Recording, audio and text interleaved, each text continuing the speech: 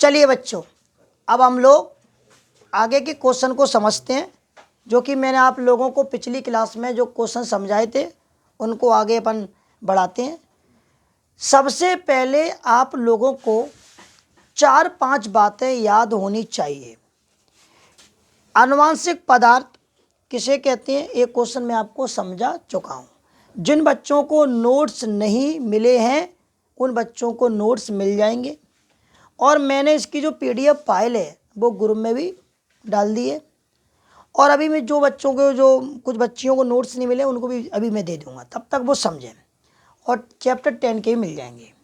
इसके बाद हमारे 11-12 चैप्टर के इम्पोर्टेंट क्वेश्चन करेंगे। लेकिन हमें इस बात को समझना पड़ेगा कि जो हमारा चैप्टर है वंशागति का आणविक आधार, इसमें आप लोगों ने पहला क्वेश्चन समझ लिया, अनुवांशिक पदार्थ किसे कहते हैं, इसके गुणों, ठीक है, लिखो, इसके गुण लिखो।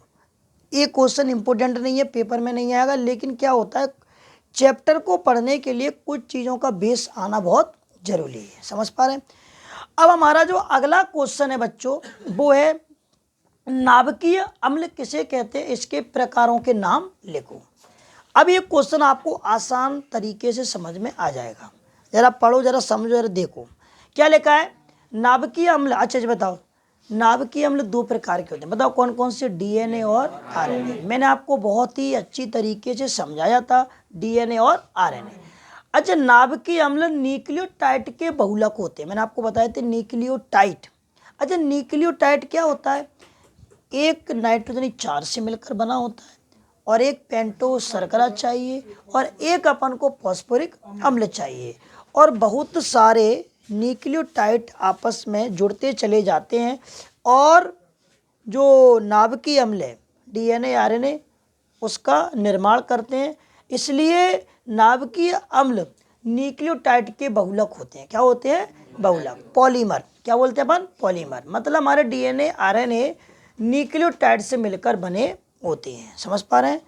आगे देखो क्या लिखा है, अर्थात अनेक न्यूक्लियोटाइड्स के मिलने से बनते हैं। कौन, हमारे नाभिकीय अम्ल।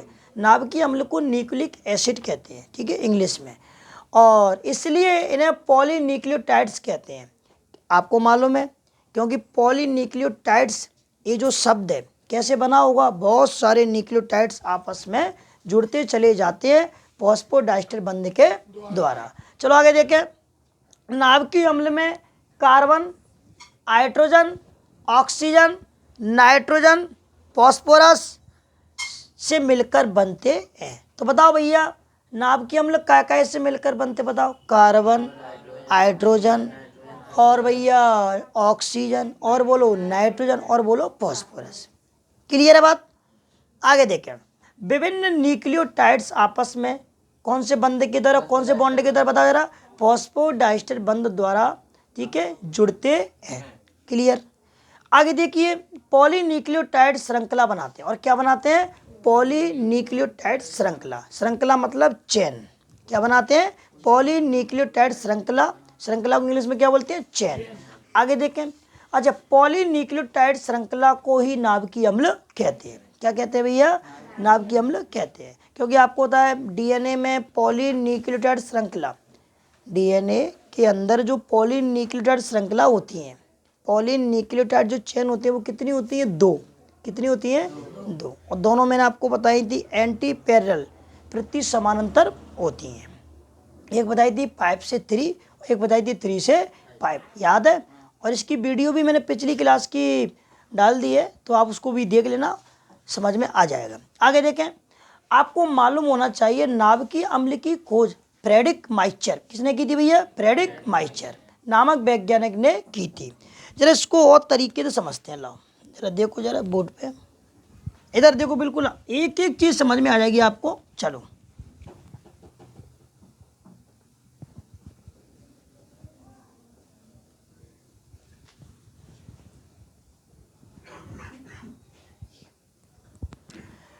जरा देखो इधर, किसकी बात कर रहे हैं, पहले हम नाभिकीय अम्ल की खोज। बताओ नाभिकीय, बताओ नाभिकीय अम्ल, हल्का हल्का बोलते रहा करो। जैसे DNA और कौन है बताओ बच्चों? आरएनए। समझ पा रहे हैं? अब इसके बाद नाभिकीय अम्ल की खोज, क्या बोला मैंने? खोज। ठीक है। अच्छा, वैज्ञानिक का नाम क्या है बताओ? फ्रेडरिक, क्या नाम है? फ्रेडरिक माइस्चर। ठीक है, शॉर्ट में बोल सकते हैं एफ माइस्चर। ठीक है, वैज्ञानिक का नाम है ये। रुक जाओ, अभी बता रहा हूं। चलिए, वैज्ञानिक का नाम क्या बताओ पहले? फ्रेडरिक माइस्चर। नाभिकीय अम्ल की खोज की। नाभिकीय अम्ल कौन है बताओ जरा? डीएनए और आरएनए। समझ पा रहे हैं ना? अब इसके बाद सुनो जरा। अच्छा, नाभिकीय अम्ल को पस सेल से खोजा। किससे खोजा था? पस सेल। अब तुम जानते होंगे पस सेल क्या होता है? ये मवाद जानते हो? मवाद, ऐसे पीप पड़ जाती है। क्या पड़ जाती है? पीप। जानते हो? मवाद पड़ जाता है। क्या पड़ जाता है? मवाद। ऐसे कभी पीप पड़ जाती है, मवाद। ठीक है, हाँ, पिंपल्स पड़ जाते हैं, पुंसियाँ पड़ जाती है, उसमें मवाद बनता है, उसे बोलते हैं पस सेल। क्या बोलते हैं? पस सेल। और पस सेल से ठीक है इन्होंने खोजा था और नाम दिया न्यूक्लिन। क्या नाम दिया? न्यूक्लिन। क्या नाम दिया? एक नाम दिया, नाम दिया न्यूक्लिन। क्या नाम दिया? न्यूक्लिन। Nuclein, nuclein. ठीक है, फिर बाद में अल्टमान ने, किसने भैया? अल्टमान। अल्टमान ने, ठीक है, जो वैज्ञानिक है, इन्होंने क्या दिया? न्यूक्लिन नाम बदलकर नाभिकीय अम्ल दिया। क्या दिया? नाभिकीय अम्ल। अच्छा, नाभिकीय अम्ल को इंग्लिश में क्या बोलते हैं? Nucleic acid. ठीक है, न्यूक्लिक एसिड। समझ पा रहे हैं आप? और आप जानते हैं शुगर बोले तो शर्करा। शर्करा के आधार पर नाभिकीय अम्ल कितने प्रकार के होते हैं? 2 प्रकार के। बोलो, डीएनए और आरएनए। समझ पा रहे हैं आप? ये बात क्लियर हुई क्या? अब तुम्हें बिल्कुल समझ में आ गई सारी बातें। चलो बताओ, एक बार रिवीजन करता हूँ। नाभिकीय अम्ल इंग्लिश में न्यूक्लिक एसिड। ठीक है, अपने से लिख देते हैं न्यूक्लिक एसिड। कौन है? डीएनए और आरएनए। अच्छा, इनकी खोज मतलब डिस्कवरी, खोज किसने की? Friedrich Miescher, F Miescher. और किससे की? पस सेल से। पस सेल में से जो नाभिकीय अम्ल की खोज की नाम पर, लेकिन नाम क्या दिया? पहले नाभिकीय अम्ल नाम नहीं दिया, फिर नाम दिया न्यूक्लिन। क्या दिया? न्यूक्लिन। उसके बाद अल्टमान ने न्यूक्लिन का नाम बदलकर क्या रख दिया? नाभिकीय अम्ल। और नाभिकीय अम्ल शर्करा मतलब शुगर के आधार पर, बेस पर डीएनए और आरएनए 2 प्रकार के होते हैं। समझ पा रहे आप? चलिए, ये आपका क्वेश्चन बिल्कुल एकदम क्लियर हो गया है, समझ में आपको आ गया होगा। अच्छा, अगला क्वेश्चन जरा देखें। अगला क्वेश्चन क्या है आपका? जरा सभी लोग देखते जाओ। नाइट्रोजनी क्षार किसे कहते हैं? इसके प्रकारों का सचित्र वर्णन करो। तो मैंने आपको नाइट्रोजनी क्षार की परिभाषा भी आपको समझा दी है। और 2 प्रकार के होते हैं, बताओ, पिरिमिडिन और प्यूरिन्स। अच्छा, आपने प्यूरिन और पिरिमिडिन में अंतर भी आपने समझ लिया है। नाभिकीय अम्ल डीएनए आरएनए में पाई जाने वाली पेंटोस शर्करा का वर्णन करो, 5वें नंबर का क्वेश्चन, ये भी आपने समझ लिया है। अच्छा, इसमें पेंटोस शर्करा में आपने किसको देख लिया? बोलो, राइबोस शर्करा। किसको देख लिया है? राइबोस शर्करा। आपने दूसरी डीऑक्सीराइबोस शर्करा। अब इसके बाद आपने दोनों में अंतर भी देख लिया है। क्या देख लिया है? बोलो, राइबोज और डीऑक्सीराइबोस शर्करा में अंतर लिखिए। ये भी आपने समझ लिया है। चलिए, अब इसके बाद हम लोग देखेंगे, ये भी हमने क्वेश्चन समझ लिया 7 नंबर का, फॉस्फोरिक अम्ल और न्यूक्लियोसाइड और न्यूक्लियोटाइड पर संक्षिप्त टिप्पणी लिखो। समझ पा रहे हैं? बता फटाफट से। क्लियर हो गया? चलिए, अब आप लोगों ने ये जो नोट पॉइंट दिए हैं इसके अंदर, एक बार जो नोट पॉइंट को भी आपको मैं समझा देता हूँ। ठीक है, जैसे कि आप जल्दबाजी में मतलब थोड़ा वो क्या बोलते हैं, इनको थोड़ा सा आसान तरीके से समझते हैं। नोट पॉइंट में दिया है जो नाइट्रोजनी क्षार होती है और पेंटोस शर्करा होती है, दोनों को मिला के न्यूक्लियोसाइड कहते हैं, जो कि मैं आपको समझा चुका हूँ। या फिर इसको ऐसे बोलो, नाइट्रोजनी क्षार और पेंटोस शर्करा, अगर इसमें फॉस्फोरिक अम्ल जोड़ देते हैं तो न्यूक्लियोटाइड बनता है।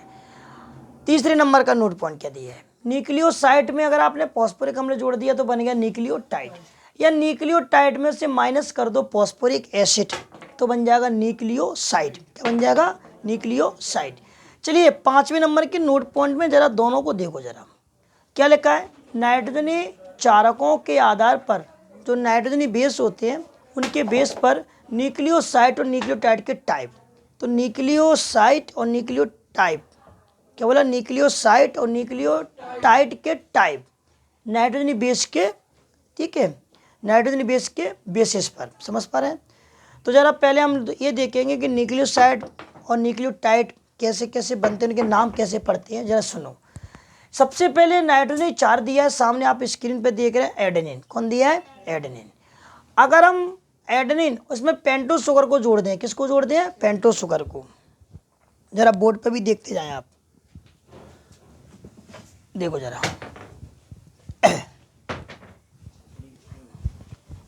बच्चे हैं कोई दिक्कत नहीं, आप तो इधर देखते जाओ समझते जाओ।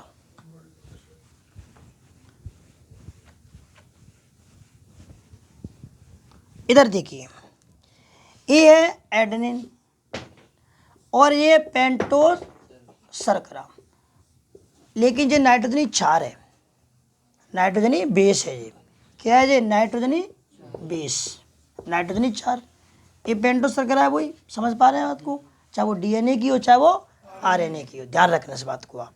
चलिए अब तो जरा देखें, एडेनिन पेंटोस शर्करा से जुड़ गया तो ये क्या बनेगा, न्यूक्लियोसाइड बनेगा, क्या बनेगा, तो न्यूक्लियोसाइड बनेगा तो क्या बोलेंगे इसको, एडिनोसिन, क्या बोलेंगे, एडिनोसिन। जो न्यूक्लियोसाइड पे बोलोगे आप, क्या बोलोगे, एडिनोसिन, क्या बन जाएगा ये, एडिनोसिन। अब आप अगर इसमें फॉस्फोरिक अम्ल जोड़ देते हैं तो क्या बन जाएगा, जरा देखो, एडिनाइलिक अम्ल या फिर एडिनोसिन मोनोफॉस्फेट, समझ पा रहे हैं आप। देखो एडिनोसिन कहाँ तक बोल रहे थे अपन, न्यूक्लियोसाइड तक, अगर इसमें हमने फॉस्फोरिक अम्ल जोड़ दिया तो पूरा नाम बन जाएगा एडिनोसिन मोनोफॉस्फेट, समझ पा रहे, क्लियर हुआ। तभी तो देखो उसका नाम पूरा क्या पड़ जाएगा, एएमपी, क्या पड़ जाएगा, एएमपी, एडिनोसिन मोनोफॉस्फेट, क्योंकि आपने एक फॉस्फेट जोड़ा है, क्या जोड़ा है, एक फॉस्फेट जोड़ा है, क्लियर। तो न्यूक्लियोटाइड और न्यूक्लियोसाइड हम दोनों में जो जो टाइप होते हैं, प्रकार होते हैं, उनको समझ रहे हैं। तो पहले आप ये बताओ, adenine, guanine, cytosine, uracil, thiamine, ये तो हमारे नाइट्रोजनी 4 है, नाइट्रोजनी बेस है। अब आप इसमें एडेनिन अगर एडेनिन को पेंटोस शर्करा से जोड़ते हैं तो बनेगा वो एडिनोसिन, अगर आप ग्वामिन को जोड़ रहे हैं तो ग्वामिनोसिन, साइटोसिन को जोड़ो साइटिडिन, यूरेसिल को जोड़ो यूरिडिन, थायमिन को जोड़ रहे तो डीऑक्सी थायमिडिन, क्योंकि डीऑक्सी थायमिडिन क्यों लगा जाए, क्योंकि थायमिन डीएनए में मिलता है और यूरेसिल किस में मिलता है, आरएनए में मिलता है, समझ पा रहे हैं, क्योंकि थायमिन आरएनए में नहीं मिलेगा और यूरेसिल डीएनए में नहीं मिलेगा। तो जरा देखें, ये तो न्यूक्लियोसाइड है, अगर हम इनको न्यूक्लियोटाइड बोलना चाहते हैं तो एडिनोसिन में कौन जोड़ेंगे, फॉस्फोरिक अम्ल जोड़ेंगे, समझ पा रहे हैं, एडिनोसिन जो लिखा है इसमें फॉस्फोरिक अम्ल जोड़ा तब बनेगा एडिनोसिन मोनोफॉस्फेट, एक ही फॉस्फेट जोड़ा ना, या फिर उसको एडिनाइलिक एसिड, क्या बोलेंगे, एडिनाइलिक एसिड, एडिनाइलिक अम्ल बोलेंगे हिंदी में। अगर ग्वामिन को बोलेंगे न्यूक्लियोसाइड था तो ग्वावेनोसिन, अगर हम इसको टाइट में बोलेंगे तो ग्वावेनोसिन मोनोफॉस्फेट, जीएमपी, क्या बन जाएगा, जीएमपी, समझ पा रहे हैं आप, या फिर ग्वेनालिक एसिड। अब हम इसको न्यूक्लियोसाइड में साइटोसिन को बोलेंगे तो साइटिडिन, अगर हम इसको न्यूक्लियोटाइड में बोलेंगे तो साइटिडिन मोनोफॉस्फेट, सीएमपी, समझ पा रहे हैं आप। अगर आप यूरेसिल को साइड में बोलोगे तो बोलेंगे क्या इसको भैया, यूरिडिन।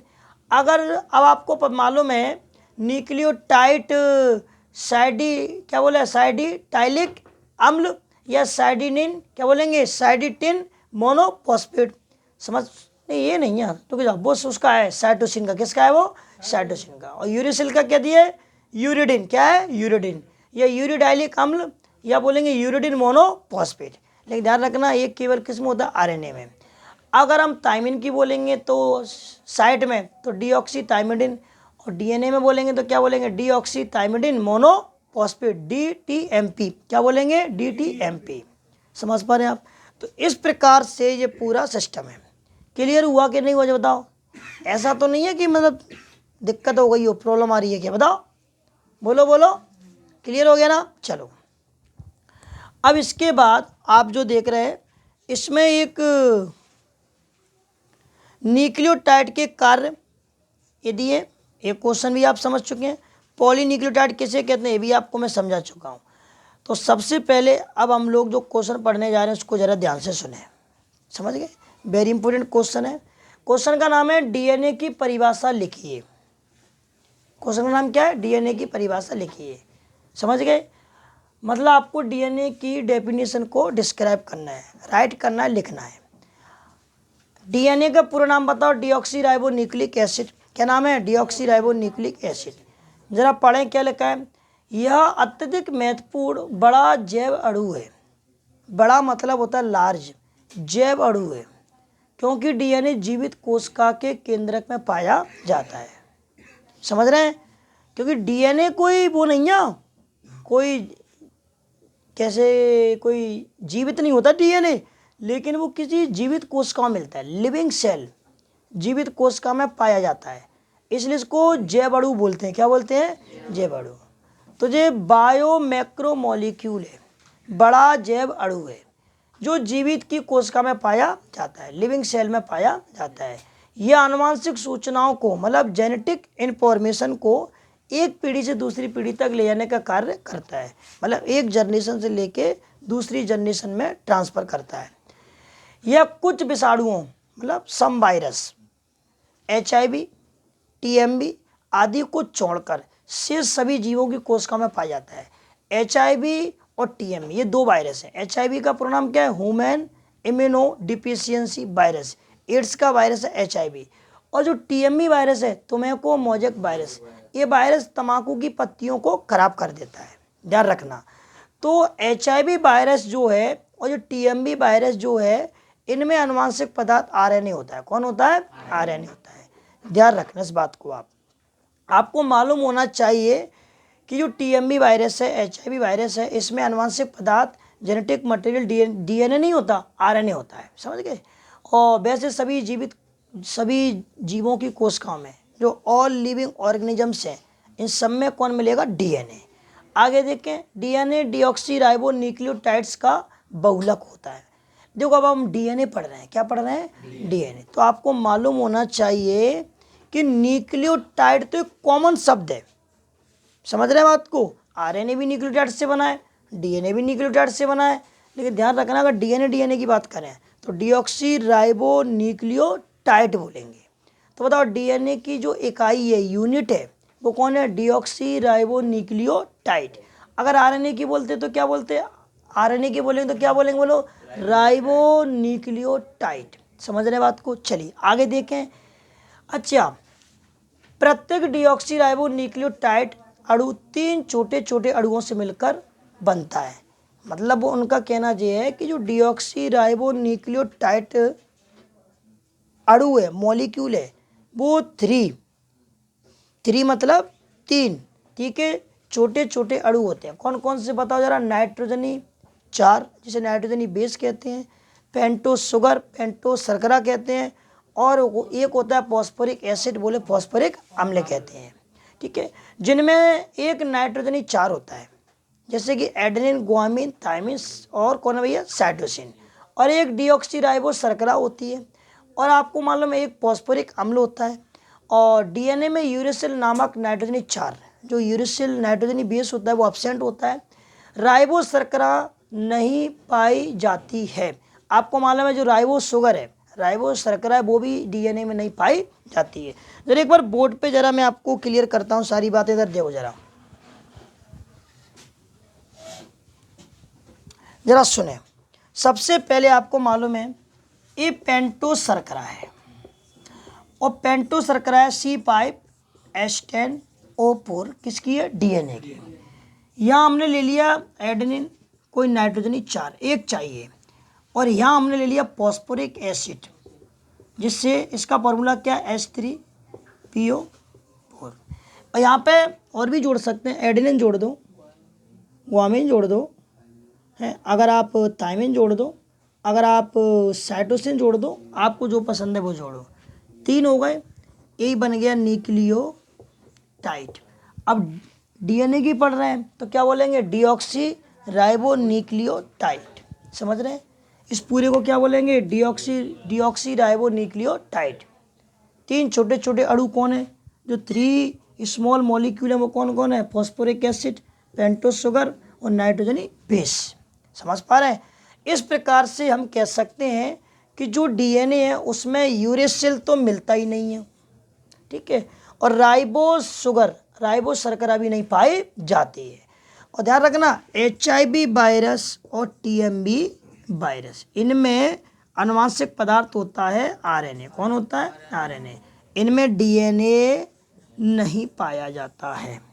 समझ गए, क्लियर हुई की बात। और DNA एक जेनेटिक मटेरियल है जो जेनेटिक इन्फॉर्मेशन को, आनुवांशिक सूचनाओं को वन जनरेशन से अनदर जनरेशन में ट्रांसफ़र करता है, एक पीढ़ी से दूसरी पीढ़ी में स्थानांतरित करता है। क्लियर हुई बात। चलिए अगला क्वेश्चन वेरी इंपॉर्टेंट है, इस पर टिक लगा लें और लगा दें वेरी इंपॉर्टेंट।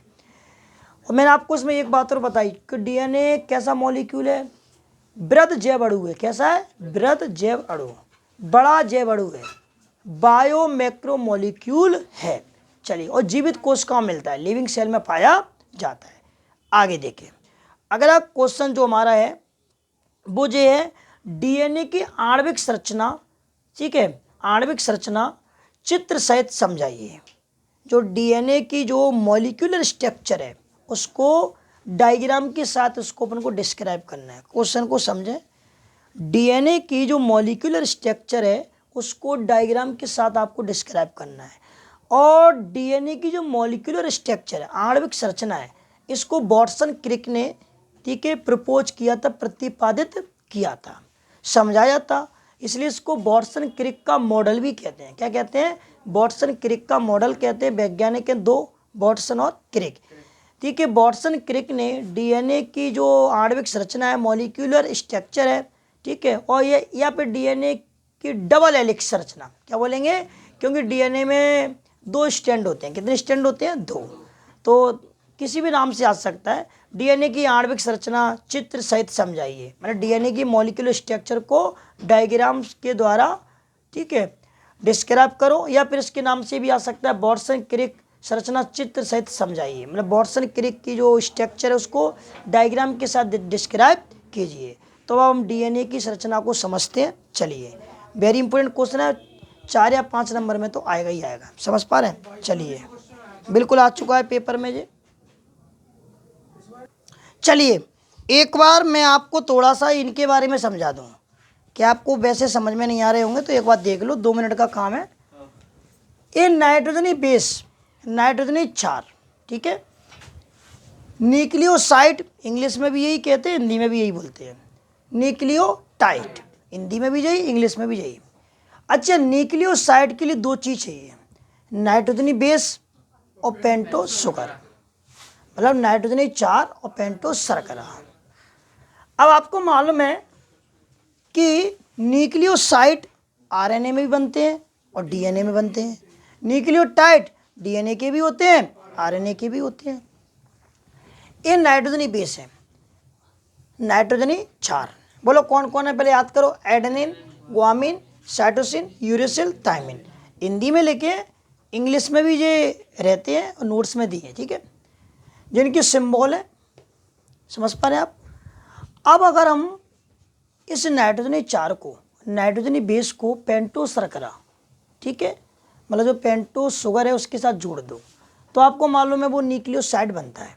और न्यूक्लियोसाइड बनता है तो उसको नाम क्या पड़ जाएगा, एडिनोसिन। क्या पड़ जाएगा, एडिनोसिन। अगर इसमें एडिनोसिन में अगर आपने फॉस्फोरिक एसिड को जोड़ दिया, समझ पा रहे हैं, मतलब फॉस्फोरिक अम्ल को जोड़ दिया, तो वो न्यूक्लियोटाइड बन जाएगा। नाइट्रोजनी base, pentose sugar, phosphoric acid, तो एडिनोसिन मोनोफॉस्फेट, AMP का पूरा नाम है ये, या एडिनाइलिक अम्ल।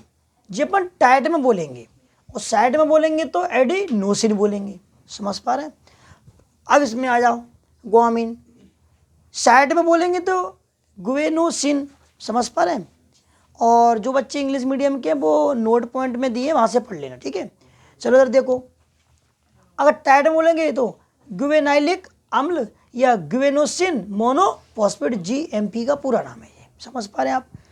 अब साइटोसिन सी सिम्बोल है, साइड में बोलेंगे तो साइटिन, और टाइट में बोलेंगे तो क्या बोलेंगे, बोलो साइटिन मोनोफॉस्फेट, या क्या बोलेंगे, साइटिडाइलिक अम्ल, CMP का पूरा नाम है ये। अब जो यूरिसिल है, साइड में यूरिडिन और टाइट में यूरिडाइलिक अम्ल या यूरिडिन मोनोफॉस्फेट, UMP का पूरा नाम है ये। समझ पा रहे हैं आप।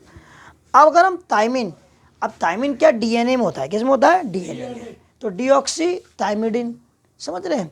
और टाइट में बोलेंगे तो डीऑक्सी थायमिडाइलिक अम्ल या डीऑक्सी थायमिडिन मोनोफॉस्फेट, DTMP। ये बात क्लियर हुई क्या। चलिए अब हम लोग DNA की स्ट्रक्चर, जो DNA की डबल हेलिक्स की जो संरचना है, वाटसन क्रिक का जो मॉडल है, उसको अपन समझेंगे बेहतरीन तरीके से। चलिए आगे देखते हैं। अब क्वेश्चन को बड़ा इंपॉर्टेंट है, इसको समझना है। चलिए अब हम लोग DNA की आणविक संरचना, वाटसन क्रिक संरचना चित्र सहित द्वारा समझेंगे। तो डायग्राम कैसे बनेगा, पहले इसके डायग्राम को देखें आप। सर ये इतने सारे डायग्राम हैं, इसमें से कौन सा बनाना है? मैं आपको बता दूंगा कौन सा डायग्राम बनाना है, पहले आप बोर्ड पे देखो जरा।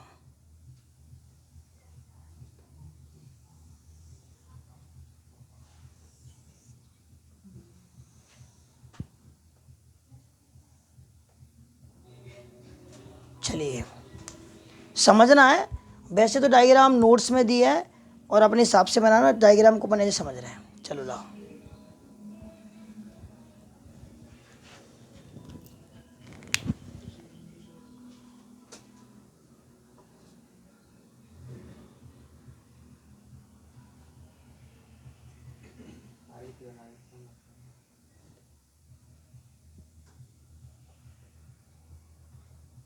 चलो DNA में कितने स्टैंड होते हैं, 2। समझ पा रहे हैं आप। चलिए A पाइप से 3 और ये 3 से पाइप, समझ रहे हैं। ये पूरा एक ही घुमाव है। वैसे मैं आपको अभी कलरफुल डायग्राम ही बता दूंगा, लेकिन थोड़ा हमसे क्लियर नहीं बन पाया, लेकिन आपको समझ में आ जाएगा। इसके यहाँ से लेके पूरी जो लेंथ होती है, लंबाई, वो होती है 34 एंगस्ट्रॉम। कितनी होती है, 34 एंगस्ट्रॉम। इधर देखो बिल्कुल ध्यान से। ये दोनों स्टैंड की जो दूरी होती है, व्यास बोलते हैं डायमीटर, वो होती है 20 एंगस्ट्रॉम। कितना होता है ये, 20 एंगस्ट्रॉम। समझ गए। ये दोनों स्टैंड है, जो बीच में डायमीटर है, व्यास, और जो पूरे ये एक घुमाव है, एक घुमाव उसकी 34 एंगस्ट्रॉम। और एक घुमाव में 1 टर्न, टर्न मतलब होता है घुमाव, ठीक है। तो एक घुमाव के अंदर जो है 10 नाइट्रोजनी बेस पेयर होती है, 10 नाइट्रोजनी क्षार युग्म होते हैं, जोड़े में होते हैं। देखो जरा,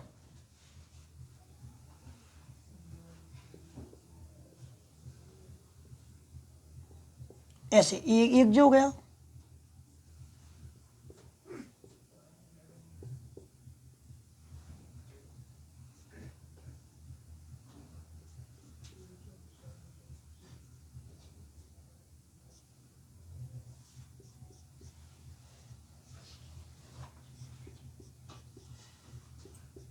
कितने जोड़ते जाना, 1 2 3 4 5,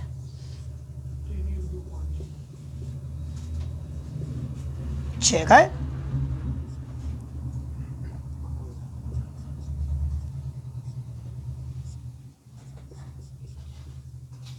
कितने हो गए, 1 2 3 4 5 6 7 8।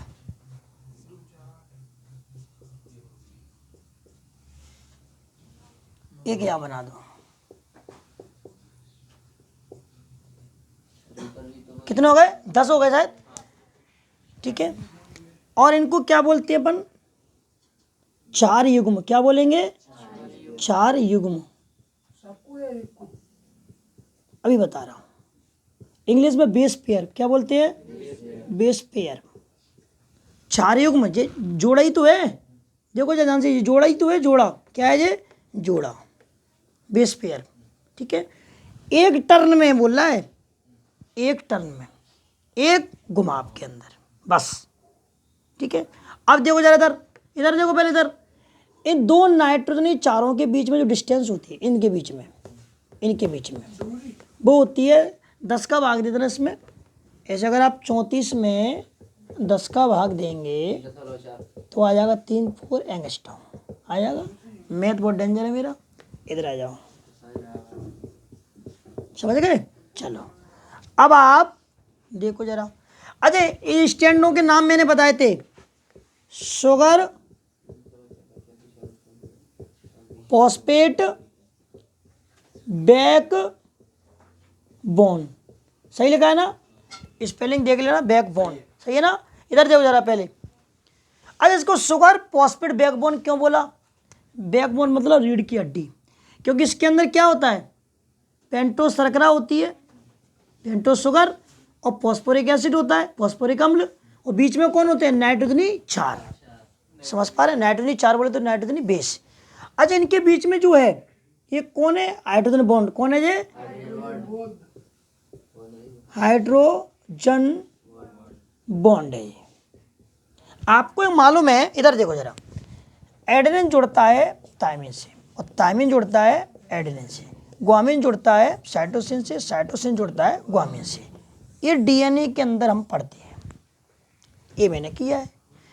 बताओ जो एक टर्न है, एक घुमाव है, उसकी लेंथ कितनी है, 34 एंगस्ट्रॉम, 3-4 एंगस्ट्रॉम, और दोनों स्टैंड के बीच जो डायमीटर व्यास वो कितना है, 20 एंगस्ट्रॉम, और दोनों स्टैंड एक दूसरे के कैसे हैं, एंटी पैरेलल, प्रति समानांतर। ये 5 से 3 है तो ये कौन सा होगा, 3 से 5।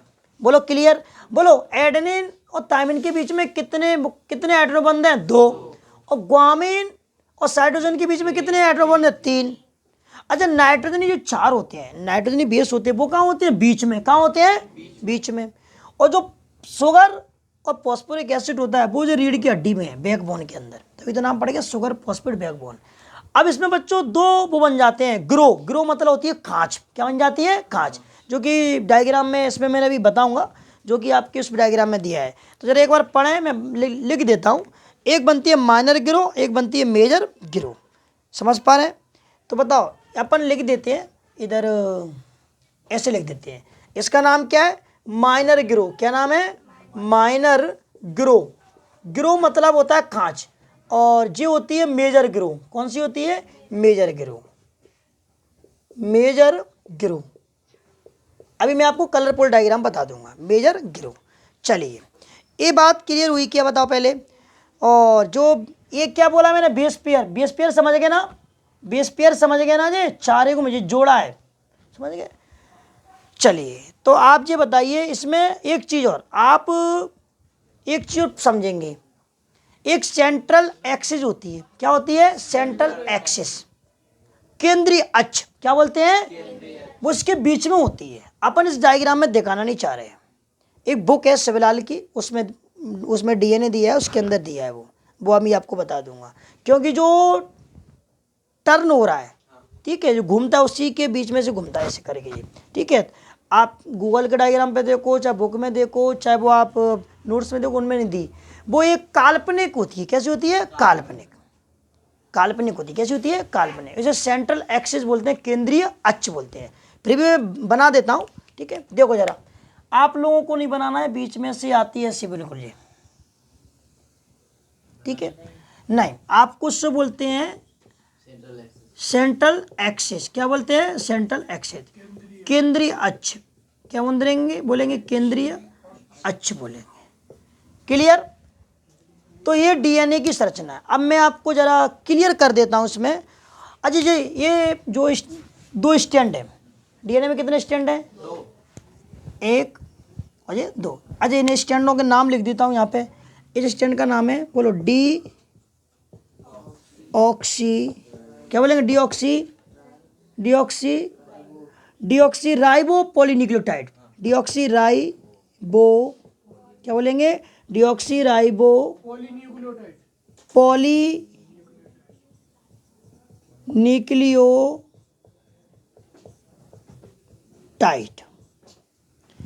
पूरा नाम क्या है, डीऑक्सी राइबो पॉलीन्यूक्लियोटाइड। श्रृंखला लगा दो, क्या लगा दो भैया, श्रृंखला।